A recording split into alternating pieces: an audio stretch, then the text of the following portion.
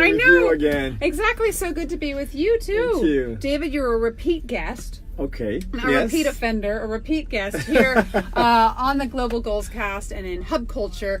So we are live inside the World Economics Forum Sustainable Development Impact Conference. Yes. Tell me, first of all, introduce yourself to our audience. Okay, so I'm David Hertz. I was born in Brazil.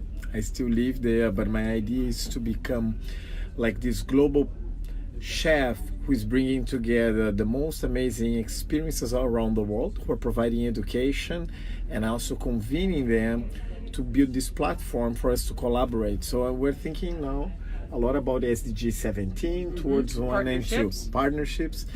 But I'm a young global leader, so I get to attend here in Davos, and Davos has becoming a platform for us to bring this social gastronomy movement alive, which is not only about chefs or about social entrepreneurs, but it's creating this dialogue within the food system.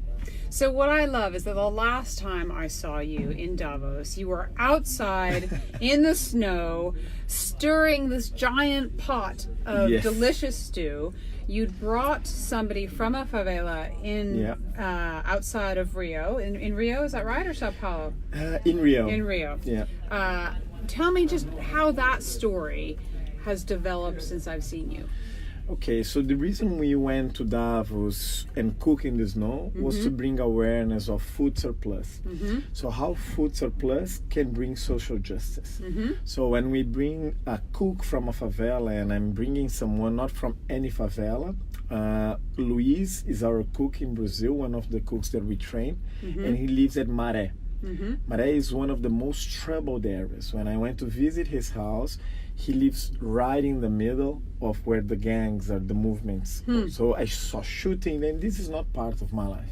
But it's something that is there, it's alive, it's in Rio, it's in many communities. And that when we saw, we're going to Davos, we're going to go cook food surplus. Why? We need to bring this human-centered piece. And that's why we brought Luis 2 years ago. Now we brought Diego, which I think they are the change makers. They are building the programs in their communities. They are bringing information to their families. So they're really the change makers. I think we are enablers.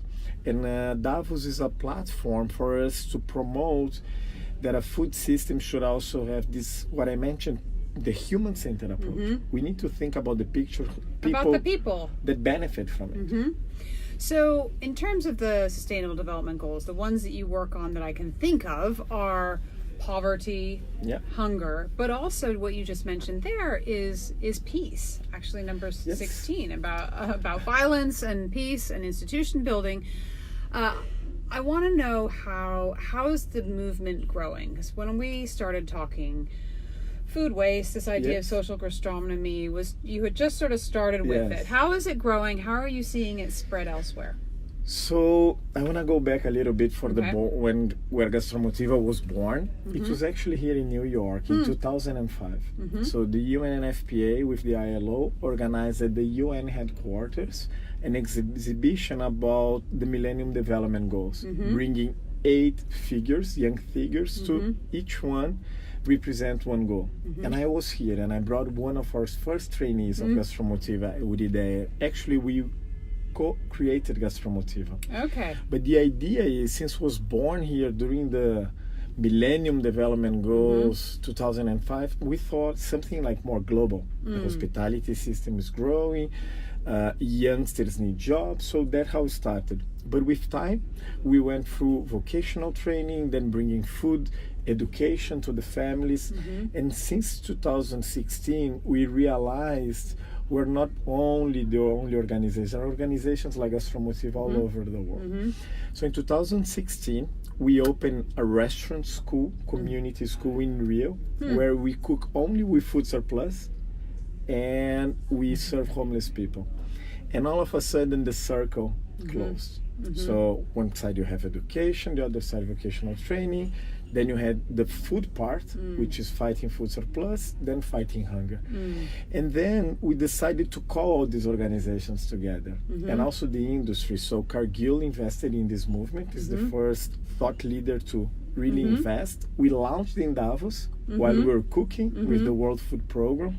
And now we're building hubs around the world with these organizations and a platform. So technology enables us to scale impact, to exchange methodologies, and also be, I used to say it would be an umbrella for us to meet, but it's becoming a tent. Meaning that everyone's welcome. Everyone is welcome. Yeah. Because I think, listen, when we start with food surplus or trying to do some work with communities, first, look at your fridge. Yeah. Second, see who is around in your community that can benefit from cooking together, from eating, from interaction. And third, get the others like you to really support a community, a program, a school. I don't know. People ask us a lot how the movement can start with one individual. It doesn't need to be our organization. So, tell me some of the stories about some of the chefs that you've helped. Tell me about how their lives have changed. You know, when we talk about capacity building, and it's not only skills, it's not the STEM, it's the STEAM. It's how food becomes a tool, and they change their mindset, that they don't go behind through victimization, you know, through fear. Of course, we all have fears. We all want to be successful in our lives, but it's much more about empowerment, freedom. So a lot of our students, they become multipliers. So they come to become a chef, and they understand that they can be educators, they can be professors, they can be entrepreneurs, they can provide not only food for their families, but for their community. It's funny because we have a program for entrepreneurs, and usually they come with cakes, you know, little sweets. Right. And in Brazil, always very sweet, over sweet. And we say, okay, we're gonna help you to brand your product, make your product better and everything. We're gonna do the financial, but we want you to create one healthy product. So you also create, and some of them now are doing like vegan takeouts. Really Amazing. In the community. There is this company that we partnered, it's called Saladorama, which they are opening stores inside favelas of healthy food. So it's the ripple effect. Yeah. So you have those that go into the industry, the hospitality industries, and become kitchen assistants, cooks, but those who are entrepreneurs. And others that, you know, maybe are not even in the hospitality market, but they found their passion. Yeah. One of the things I was talking about with Mariam Jam, who you're sitting with outside, was about the importance of teaching nutrition. Yes. And when she talks about teaching nutrition to young women, to girls. But it sounds like you're teaching people who already know how to cook about how to make things differently, better? What is it? First, yes, we select people, young people, mostly women, that love to cook and see this as a way to workforce, a path to workforce.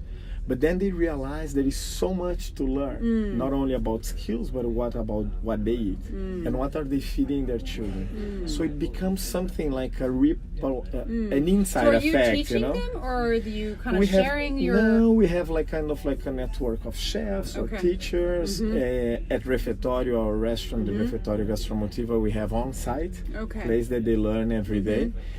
But with time, we also understood that the mothers needed an extra component in order to relate to their kids, to play before, and then to cook for them healthy, to give a little bit more of effort, because these women sometimes they are commuting to work for 4 hours a day.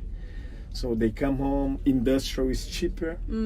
So it becomes, you know, like normal to eat industrial and to not sit at the table. And we're trying to take a little bit of the pleasure of being together for food back.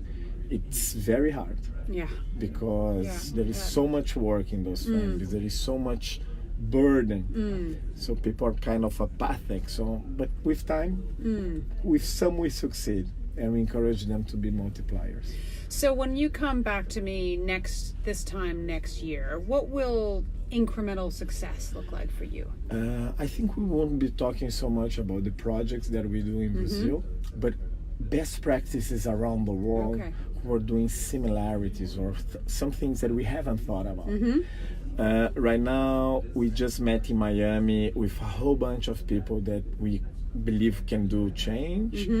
There were ministers there, YGLs, there were like representatives of multilateral agencies, chefs, social entrepreneurs, and we all co-create this vision of social gastronomy, which is about social inclusion.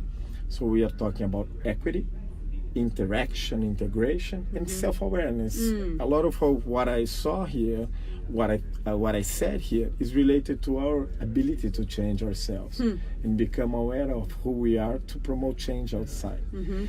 And I think this platform, we aim to convene 250 initiatives and also the actual summits where we meet, it's going to take us to another level. We're seeing us as the web of inclusive gastronomy, social gastronomy. Who knows all these communities? I think you need an inclusive podcast video person to come and be with you. We need a storyteller. There you go. Well, we also have to give a shout out, and my battery's going to go, so we definitely need to end this, but we also have to give a shout out to the person who taught me to cook, who's watching right now, which is my mom. That's so. You see, this happiness that happen that come from us and the memories okay, let's cook together. Exactly. We'll bring my mom with me to Brazil or to Miami or wherever we meet. All right, thank you very much, and we'll let you out of this quite warm room, maybe back into your warm kitchen. Thank you. Bye.